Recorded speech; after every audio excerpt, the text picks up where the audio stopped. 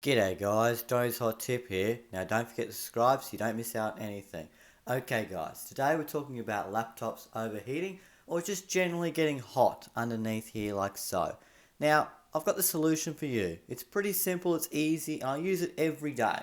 So what you do, when it starts heating up underneath here, it gets real hot and that, all you gotta do is get an egg carton, right?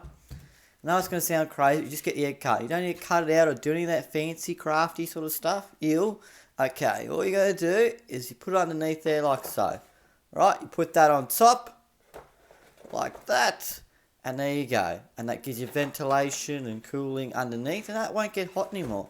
That's very stable, you can type or do whatever. As you can see, that is really hard and stable, and that is not going anywhere.